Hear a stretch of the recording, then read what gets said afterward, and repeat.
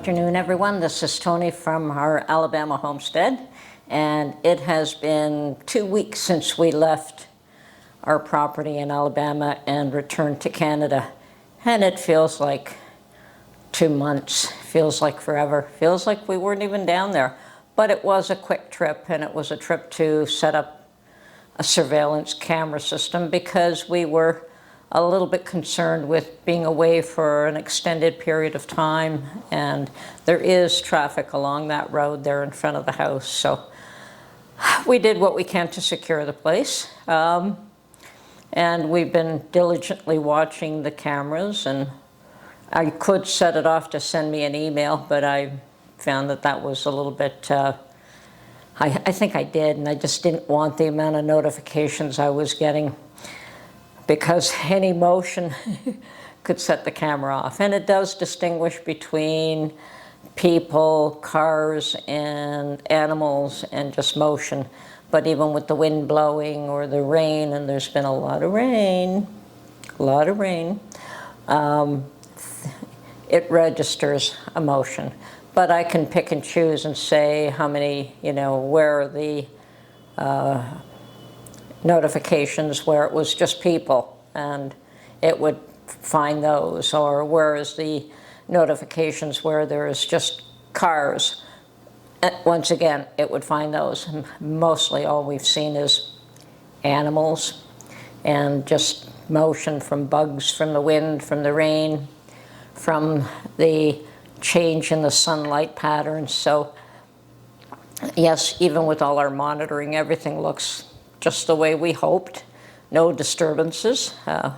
We do have Kitty, who prowls the area, and there's one little chipmunk that seems to, and I've seen him a few times, sit right on the edge of the deck, like he owns the place, and just sits there and watches out to the road. So it's almost like he's guard chipmunk. He's so cute. But other than that, we have seen nothing. Squirrels, cats, chipmunk, and rain. Lots of rain. And every time there's a big storm, we double check to make sure that, mind you, we can't tell if any branches have hit the roof from the trees because the cameras are not pointed that way. All we could see is on the ground and in front of the doorway. I mean, everything is pointed to anyone coming towards the house.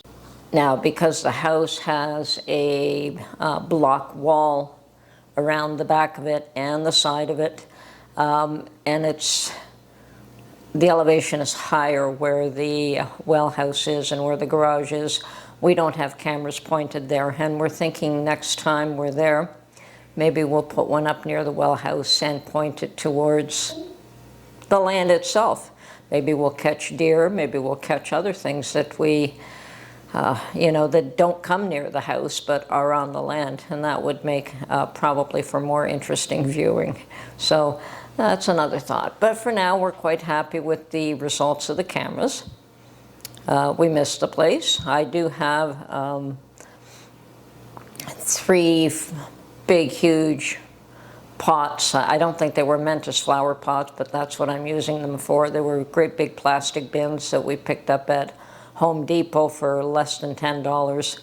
And I got Mark to drill holes at the bottom because the first flush, when we left them there the first time, when we got back after a month, I think we were away, they were full of water. And so anything that I tried to grow in there had just died. So we emptied them out, and I got Mark to drill a whole bunch of holes at the bottom. And I replanted some seeds in there. Maybe they'll come up, maybe they won't. I also planted some sticks from my fig tree. So I had said that the last time we were up, that when we arrived, there had been quite the storm, and one of my fig tree branches, actually there were 2 of them that were very, very low, but we had cut down a tree that perhaps those branches had been leaning against. So we did cut one of them, the thinner one. I cut it off.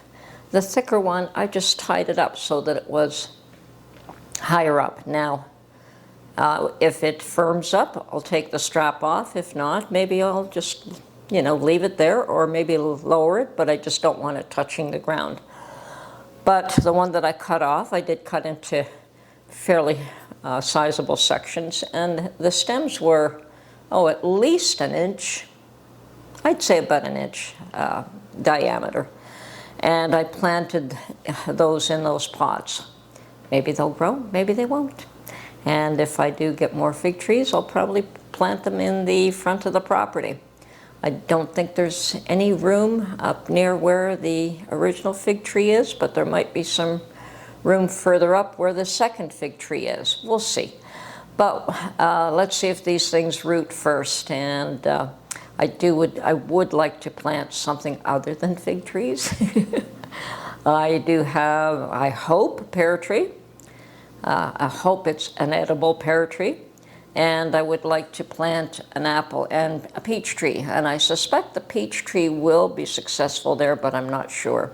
I know that in Ontario, the Niagara region is famous for peaches. My mom used to always drive down to the Niagara region, get a bushel or two of peaches and can them up, and she made the most perfect canned peaches.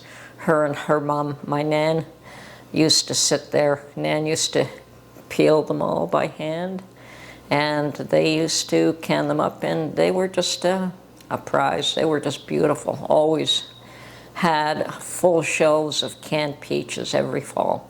So I know that they grow well in the Niagara region, and I believe that is probably still a Zone 5 or Zone 6. I don't think it's any more than that, whereas when we are in Alabama, it's a Zone 8. And that's why both my fig tree and my bay tree can be planted in the ground, which is fairly awesome. I love that. I'm not a big fan of having indoor plants, especially today where I might be away for 6 months at a time. So, and even the house itself is fairly dark. I mean, there's a lot of wood paneling, so it is dark. That is in the living room anyway. The bedrooms don't have wood paneling, but the living room, dining room, kitchen is fairly dark. And where else do you put plants? Anyway, so I'm quite happy with planting outside. I'm hoping to plant some more fruit trees. We'll see. I mean, when we get there, we know we have a lot of cleanup work to do, again, as always, which I don't mind at all. I go to my garden here every day now, and I do find it a chore to hop into my car to go to a garden. I much prefer to be able to step out for 10 minutes, half an hour, come back in, do a little bit here, a little bit there, rather than having to go once, work really hard, and then come back and, do that again tomorrow.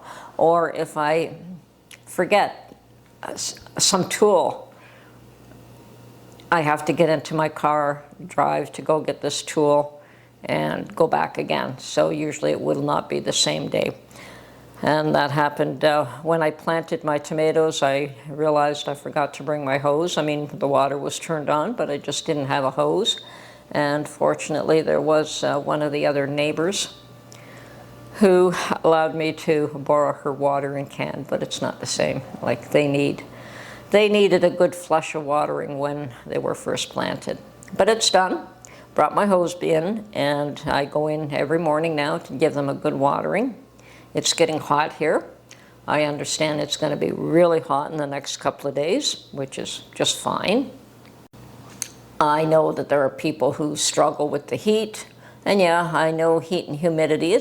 Humidity can be difficult to deal with, and we don't seem to mind it. I know I get a little bit tired or fatigued in a lot of humidity, but we try to find a way to minimize that.